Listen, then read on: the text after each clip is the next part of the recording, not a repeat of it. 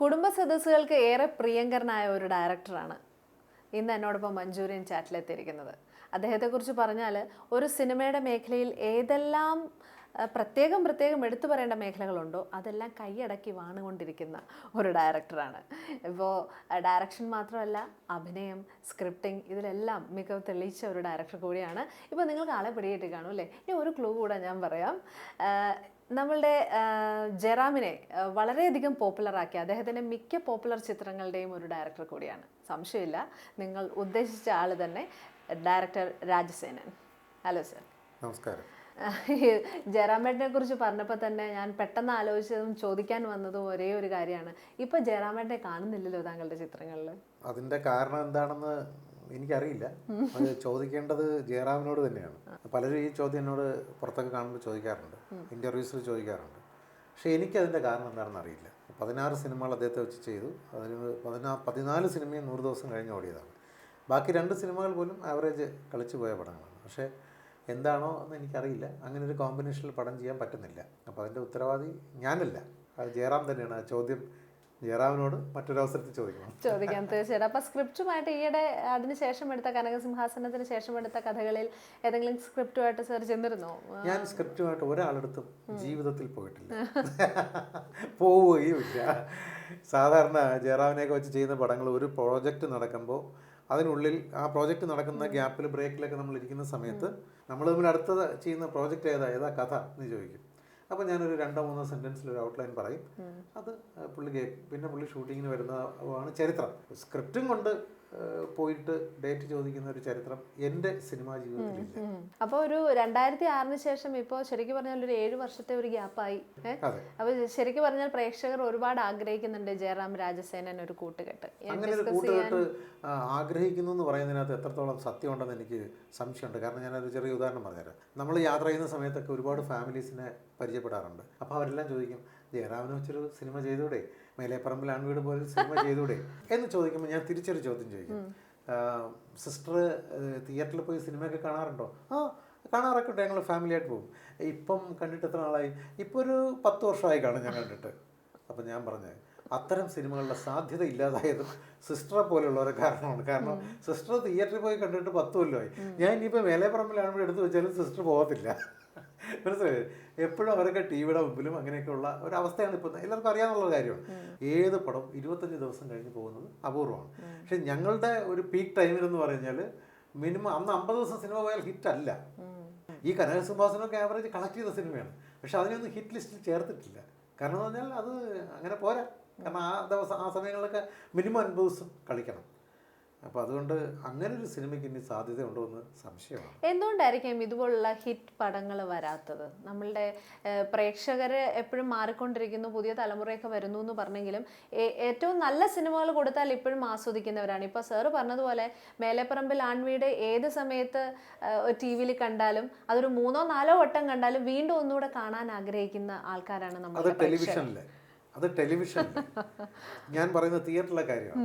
തിയേറ്ററിൽ ഇപ്പോൾ മേലെപ്പറമ്പിൽ ആൺവീട് എടുത്തു വെച്ചാലും വരത്തില്ല. ആ മേലെപ്പറമ്പിൽ ആൺവീട് എന്ന് പറഞ്ഞ സിനിമ പോലും ആ ക്രാഫ്റ്റിൽ അതേ ടേക്കിങ്ങിൽ എടുത്താൽ കളിക്കത്തില്ല, ഒരു ദിവസം പോലും കളിക്കത്തില്ല. അത് ആ കാലഘട്ടത്തിൻ്റെ സിനിമയാണ്, അതിന് യാതൊരു സംശയമില്ല. ഇപ്പോൾ അതേ സിനിമ നമ്മൾ എടുക്കുകയാണെങ്കിൽ മോഡേൺ ക്രാഫ്റ്റിൽ, മോഡേൺ ടെക്നോളജിയിൽ അത് പറയണം. അപ്പോൾ തന്നെ അതിൻ്റെ ആത്മാവ്, ആ സിനിമയുടെ പ്രത്യേകത എന്ന് പറയുന്നത് തന്നെ അതിൻ്റെ നാച്ചുറാലിറ്റിയാണ്. അതിനകത്ത് ഒരു തമാശയും നമ്മൾ മീഡപ്പല്ല, എല്ലാം ഉരുത്തിരിഞ്ഞ് വരുന്ന തമാശകളാണ്. അതിനെയൊക്കെ നമ്മൾ മീഡപ്പാക്കണം. അതിനകത്ത് കുറേ ആവശ്യമില്ലാതൊക്കെ നമ്മൾ പറയേണ്ടി വരും. ഇപ്പോഴൊക്കെ സിനിമ വിജയിക്കണമെങ്കിൽ ഒരുപാട് തെറിയൊക്കെ വിളിച്ച് വരണമെന്നൊക്കെയാണ് പറയുന്നത്. അത് ആ സിനിമയ്ക്കകത്തൊന്നും മാച്ച് ആകത്തില്ല. അപ്പം അങ്ങനെ ഒരുപാട് പ്രശ്നങ്ങളുണ്ട്. നമ്മൾ അത്തരം സിനിമ മലയാളത്തിൽ നിന്ന് തൽക്കാലം പോയി എന്ന് നമുക്ക് വിചാരിക്കാം. ഇപ്പോൾ വേറെ സിനിമയുടെ കാലഘട്ടമാണ്. ഈവൻ പാട്ട് പാടുന്നതിൽ പോലും ഡിഫറൻസ് വന്നു. ദാസേനെ പോലെയൊക്കെ ഗന്ധർവനാദം ഉണ്ടായിരുന്ന മലയാള സിനിമയിൽ ഇപ്പം അന്യ സംസ്ഥാനത്തിൽ നിന്നൊക്കെ പാട്ടുകാരെ കൊണ്ടുവന്നിട്ട് പുരുഷനെ കൊണ്ട് പെണ്ണുങ്ങളെ പോലെ പാടിപ്പിക്കും, പെണ്ണുങ്ങളൊക്കെ കൊണ്ട് ആണുങ്ങളെ പോലെ പാടിപ്പിക്കും. ഏത് പാട്ടെന്നൊന്നും ഞാൻ പറയുന്നില്ല, അത് കേട്ടാൽ മനസ്സിലാവും. ഒരുപക്ഷെ ഒത്തിരി ഭാഷകളിലുള്ള സിനിമകൾ എപ്പോഴും വാച്ച് ചെയ്യുന്ന ഒരാൾ, ഫിലിം ഫെസ്റ്റുകൾ കൂടുതൽ കാണുന്ന ഒരാൾ എന്നുള്ള ആ ഒരു രീതിയിൽ ചോദിക്കുകയാണ്. നമ്മുടെ മലയാള സിനിമയ്ക്ക് അല്ലെങ്കിൽ ഗ്ലോബലി ഈ സിനിമയ്ക്ക് ഒരു ഓഡിയൻസ് പ്രശ്നം അല്ലെ ക്വാളിറ്റി പ്രശ്നം വന്നിട്ടുണ്ടോ? ഓഡിയൻസ് പ്രശ്നം ഭീകരമായിട്ടുണ്ട്. നമുക്ക് മേക്കിങ്ങിലും ഉണ്ട് പ്രശ്നം. നമ്മുടെ സിനിമാ ചിന്ത ഇപ്പം ഇവിടെ എന്താ സംഭവിക്കുന്നത്? 60 വയസ്സുള്ള നായകൻ്റെ കൂടെ ആയാലും 15 വയസ്സായ നായിക അഭിനയിക്കുകയാണെങ്കിലും ക്ലൈമാക്സിൽ ഈ നായകൻ്റെ കൂടെ പോകണം എന്നൊക്കെ പറയുന്ന പഴയ സങ്കല്പത്തിലാണ് നമ്മളിപ്പോഴും നിൽക്കുന്നത്. അതൊക്കെ മാറണം. അതൊക്കെ അന്യസംസ്ഥാനം. നമ്മൾ പാണ്ഡ്യ സിനിമ എന്നൊക്കെ പറഞ്ഞുകൊണ്ട് കളിയാക്കിയിരുന്ന തമിഴ് സിനിമയ്ക്ക് ഇപ്പോൾ ലോകോത്തര സിനിമ, അതായത് ഇംഗ്ലീഷ് ഫിലിം എൻ്റെ ക്ലാസിക് ഫിലിംസിൻ്റെ കൂടെ നിൽക്കാവുന്ന സ്റ്റാൻഡേർഡിലേക്ക് എത്തി അവരൊക്കെ. നമ്മളിപ്പോഴും തുടങ്ങിയ സ്ഥലത്തൊക്കെ തന്നെയാണ് നിൽക്കുന്നത്. ഈ അടുത്ത കാലത്താണ് ചില പുതിയ ഡയറക്ടേഴ്സ് കുറച്ച് പുതിയ മെത്തേഡുമായിട്ടൊക്കെ ലോഞ്ച് ചെയ്തിരിക്കുന്നത്. ഇപ്പോൾ എനിക്കിപ്പോൾ തോന്നുന്നത് ഇന്ത്യൻ സിനിമയിൽ നമ്മൾ മത്സരിക്കേണ്ടത് തമിഴ് സിനിമയോട് തന്നെയാണ്. കാരണം ഈ നമ്മളെ ഇവിടുത്തെ വലിയ വലിയ സിനിമകൾ ഇപ്പുറത്ത് തിയേറ്ററിൽ ഈച്ചടിക്കുന്ന സമയത്ത് അപ്പുറത്ത് കൊച്ചു പിള്ളേരുടെ നല്ല മനോഹരമായ ലവ് സ്റ്റോറിയൊക്കെ വന്ന് സൂപ്പർ ഹിറ്റ് അടിച്ച് കാശും കൊണ്ടങ്ങ് പോവുക. നമ്മൾ കണ്ടുകൊണ്ടിരിക്കുന്ന കാര്യങ്ങളാണ്. ചെറിയ പടങ്ങൾ, ഞാൻ എങ്കയും എപ്പോതും എന്ന് പറയുന്ന സിനിമ, അത് അതിനകത്ത് ഒരു സ്റ്റാറും ഇല്ല. എന്താ പറയുക, വളരെ സെക്സി ആയിട്ട് അല്ലെങ്കിൽ ഗ്ലാമറസ് ആയിട്ട് ഡ്രസ്സ് ചെയ്യുന്ന ഒരു സീക്വൻസ് പോലും ഇല്ല അതിനകത്ത്. ആ സിനിമ കേരളത്തിലും ഹിറ്റാണ്. അത് എവിടെയൊക്കെ റിലീസ് ചെയ്ത് അവിടെയൊക്കെ ഹിറ്റാണ്. അതാണ് ആ സിനിമയുടെ ക്രാഫ്റ്റിൻ്റെ ഒരു രീതിയാണ്. ഒരു കാലഘട്ടത്തിൽ നമ്മൾ കളിയാക്കിയിരുന്നു, അമിതാഭിനയം, നാടകം എന്നൊക്കെ പറഞ്ഞ് കളിയാക്കിയിരുന്നു. അതിപ്പോൾ നമ്മൾ കണ്ടുപഠിക്കേണ്ടുന്നൊരവസ്ഥയായി. അതുപോലെ ഓഡിയൻസിലും എനിക്ക് പറയാനുള്ളത്, ഈ കലയെ, സിനിമ കല തന്നെയാണ്, കച്ചവടമാണ്, കലയാണ്. കലയെ നമ്മൾ ബുദ്ധി കൊണ്ട് ആസ്വദിക്കാതെ ഹൃദയം കൊണ്ട് ആസ്വദിക്കണം. നമ്മളെന്തെങ്കിലും നല്ലൊരു സൃഷ്ടി കണ്ടിട്ട് ഇതൊക്കെ എവിടെയെങ്കിലും നടക്കൂടെ എന്ന് ചോദിച്ചിട്ട് കാര്യമില്ല. ഈ നടക്കുന്നത് തന്നെ സിനിമയെ കാണിക്കണമെന്ന് എന്തിനാ എത്ര വാശി? നടക്കുന്നതൊക്കെ നമ്മൾ സമൂഹത്തിൽ കാണുന്നില്ല, നമ്മുടെ ജീവിതത്തിൽ കാണുന്നില്ലേ? നടക്കാത്തതല്ലേ സിനിമയെ കാണുന്നത്? ടൈറ്റാനിക് നടന്ന കഥയാണ്. എവിടെയോ പണ്ടൊരു ബോട്ട് മുങ്ങിയെന്നൊരു ചരിത്രം മാത്രമേ ഉള്ളൂ. ഇതുപോലെ 2000 പേരുമായിട്ട് പോയൊരു ബോട്ടാണോ എവിടെയെങ്കിലും മുങ്ങിയത്? ഒന്നുമല്ല. അതത്രയും ഫാൻറ്റസിയാണ്. എത്ര മനോഹരമായിട്ട് ആ ഫാൻറ്റസി അവർ പറഞ്ഞു, ലോകം മുഴുവൻ സ്വീകരിച്ചു. അവിടെ എന്തുകൊണ്ട് നമ്മൾ ചിന്തിച്ചില്ല ഇതൊക്കെ എവിടെയെങ്കിലും നടക്കൂടെ? കാരണം അത് ഇംഗ്ലീഷുകാരൻ, അവൻ്റെ അടുത്ത് പറഞ്ഞില്ല. 6th സെൻസ് എന്ന് പറഞ്ഞ പടം വന്നു, അവിടെ നമ്മൾ ലോജിക്ക് ആലോചിച്ചില്ല. പാവപ്പെട്ട രാജസേനൻ ഒരു മേഘസന്ദേശം സിനിമ ചെയ്തപ്പോൾ യക്ഷി ഇംഗ്ലീഷ് പറഞ്ഞു, ഇഡ്ഡലി കഴിച്ചു എന്ന് പറഞ്ഞപ്പോൾ വലിയ പ്രശ്നമായി. നമ്മളതുകൊണ്ട് അത് വെച്ച് തന്നെ പരസ്യം ചെയ്തു. ലോകത്തിലാദ്യമായി ഇഡ്ഡലി കഴിക്കുന്ന യക്ഷി, ലോകത്തിലാദ്യമായി ഇംഗ്ലീഷ് പറയുന്ന യക്ഷി, ലോകത്തിലാദ്യമായി കളർ സാരി കൊടുക്കുന്ന യക്ഷി. യക്ഷി സാരി, വെള്ള സാരി കൊടുക്കണമെന്നൊക്കെ ആരാ പറഞ്ഞത്? അങ്ങനെയൊന്നും ഇല്ല ഇതിനകത്ത്. നമ്മൾ നമ്മുടെ മനസ്സുകൊണ്ടാണ് കലയെ ആസ്വദിക്കേണ്ടത്, ഹൃദയം കൊണ്ടാണ് ആസ്വദിക്കേണ്ടത്, ബുദ്ധി കൊണ്ടല്ല. നമ്മൾ ആ തിയേറ്ററിൽ ചെന്നിരുന്നിട്ട് പറയുന്നത് കേട്ടിട്ടില്ലേ? ചിലപ്പോൾ ഇപ്പോൾ ഇയാളുടെ കാര്യം എനിക്കറിയില്ല, അടുത്ത സീൻ ഏതാണെന്ന് എനിക്കറിയാമെന്ന് എനിക്ക് മനസ്സിലായി. ഈ അടുത്ത സീൻ ഏതാണെന്ന് എന്തിനാ ചിന്തിക്കുന്നത്? പ്രഡിക്ഷൻസ് അല്ലേ? അല്ല, അത് എന്ത് ആ സമയം കൊണ്ട് ഈ കണ്ട സീൻ ഒന്ന് ആസ്വദിച്ചിരുന്നോട്ടെ. അടുത്ത സീൻ എന്തോ ആയിക്കോട്ടെ, അത് വന്നോട്ടെ.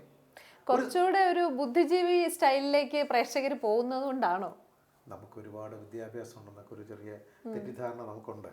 നമ്മൾ 2 നേരം പല്ല് തേക്കുന്നു, 3 നേരം കുളിക്കുമെന്നും, പിന്നെ ഒരുപാട് പത്രം വായിക്കുന്നു, ഏത് ചായക്കടയിൽ ചെന്നാലും ബാർബർ ഷോപ്പിൽ ചെന്നാലും എവിടെ ചെന്നാലും പത്രം നോക്കിക്കൊണ്ട് ഇങ്ങനെ ഇരിക്കുന്ന ഭയങ്കര രാഷ്ട്രീയ ബോധമൊക്കെയാണ് നമുക്ക്. പക്ഷെ നമുക്കില്ലാത്തൊരു ബോധമുണ്ട്, കലാബോധം. അത് നമുക്ക് കുറവാണ്. ഒരു ഉദാഹരണം പറഞ്ഞുതരാം. ഇപ്പോൾ ഒരു തമിഴ്നാട്ടിലാണ് സ്റ്റേജിൽ നിന്നൊരാൾ പാടുകയാണെങ്കിൽ അത് ഏത് താളത്തിലുള്ള പാട്ടായാലും അവിടെ ഇരിക്കുന്ന 1000 പേരും താളം തെറ്റാതെ താളം അടിക്കും. ഇത് നമ്മുടെ കേരളത്തിലാണെങ്കിൽ ഒരു സദസ്സിൽ നിന്ന് നമ്മളൊരു പാട്ട്, ഞാൻ ധാരാളം പ്രോഗ്രാമിൽ പോയി പാട്ട് പാടുന്ന ആളാണ്. ഇപ്പോൾ കോളേജിലായാലും സ്കൂളിലായാലും കുട്ടികൾ പാട്ട് തുടങ്ങുമ്പോൾ കൂടെ ക്ലാപ്സ് തുടങ്ങും. ഞാൻ കൈയെടുത്ത് തൊഴിൽ നിർത്താം. കാരണം എന്ന് പറഞ്ഞാൽ അത് നാല് വഴിക്കായിരിക്കും. എൻ്റെ പുളി അടിക്കാന്നൊന്നും കേട്ടില്ലേ? അങ്ങനെ പുളി അടിക്കുന്ന അവസ്ഥയായിരിക്കും താളം. ഒരിക്കലും നമുക്ക് കാണാൻ, കാരണം അവതാളത്തിലാണ് പോയിക്കൊണ്ടിരിക്കും. ഇതിൽ നിന്ന് എന്ത് മനസ്സിലായി? മനസ്സിൽ താളമുള്ളവരാണ് അവർ. നമുക്ക് ആ താളമില്ല, നമ്മുടെ താളം തെറ്റിയവരാണ്. സ്വാമി വിവേകാനന്ദൻ 125 വർഷം മുമ്പ് പറഞ്ഞതുപോലെ അങ്ങനത്തെ ഒരു അവസ്ഥയാണ് ഇവിടെ. ഇവിടെ കുറേ രാഷ്ട്രീയം, കുറേ അന്ധമായ സിനിമാ വിശ്വാസങ്ങൾ, കുറേ ഭുജികൾ, അതാണെങ്കിലും പെണ്ണിലും ഒക്കെ ഉണ്ട്. പണ്ട് പെണ്ണുങ്ങളിൽ കുറവായിരുന്നു, ഇപ്പോൾ പെണ്ണുങ്ങളിൽ ഭയങ്കര ഭുജികളുണ്ട്. ഈ ഫിലിം ഫെസ്റ്റിവൽ ആകുമ്പോൾ കാണാം, 10,000 പേര് പങ്കെടുക്കുന്ന ഫിലിം ഫെസ്റ്റിവലാണെങ്കിൽ അവിടെ ഏകദേശം 6,000 പെൺകുട്ടികളായിരിക്കും, ഒക്കെ ഭുജികളുമായിരിക്കും. അപ്പോൾ ഇതാണ് നമ്മുടെ അവസ്ഥ. നമ്മൾ കുറച്ചുകൂടെ എളിമ, കുറച്ചുകൂടെ നമ്മൾ ചെറുതാവാൻ ശ്രമിക്കണം. മനസ്സുകൊണ്ടൊന്നുകൂടെ നമ്മൾ മറ്റുള്ളവരെ മനസ്സിലാക്കാനും അറിയാനും സ്നേഹിക്കാൻ, ബഹുമാനിക്കാനും വേണ്ട, സ്നേഹിച്ചാൽ ആ സ്നേഹത്തിൻ്റെ മൂല്യം മനസ്സിൽ നിന്ന് നഷ്ടപ്പെട്ടതാണ് മലയാളിക്ക് നഷ്ടപ്പെട്ട ഏറ്റവും വലിയ ഒരു മൂല്യശോഷണം എന്ന് പറയുന്നത്. ഓക്കെ, അപ്പോൾ ഈ തമിഴ് സിനിമയുടെ കാര്യം പറഞ്ഞല്ലോ സർ, തമിഴിനെ ഇത്രയധികം ആരാധിക്കുന്നുണ്ട്, തമിഴിൽ എന്തുകൊണ്ടൊരു പടം? ചാൻസ് കിട്ടുന്നില്ല. ചാൻസ് കിട്ടിയ കാലത്ത് ചെയ്യാൻ സമയമില്ല. ഇപ്പം മലയാളത്തിലെ അവസരങ്ങൾ കുറഞ്ഞപ്പോൾ തമിഴിലേക്ക് പോകാൻ ഭയങ്കര ആഗ്രഹമാണ്. ഇപ്പോൾ ചാൻസ് കിട്ടുന്നില്ല. ഇനിയിപ്പം മലയാളത്തിൽ ഏതെങ്കിലും ഒരു പടം ഹിറ്റാക്കിയിട്ട് നെക്സ്റ്റ് ഓഫർ വന്നാൽ തീർച്ചയായിട്ടും തമിഴ് പടം തന്നെ ചെയ്യും. അവിടുത്തെ എൻട്രി എന്ന് പറഞ്ഞാൽ നമ്മളൊരു ഹിറ്റുമായിട്ട് എൻ്റർ ആവാൻ പാടുള്ളൂ. അങ്ങനെ ഒരു ഹിറ്റുമായിട്ട് അവിടെ ചെന്നാൽ നമ്മൾ രാജാവാണ്.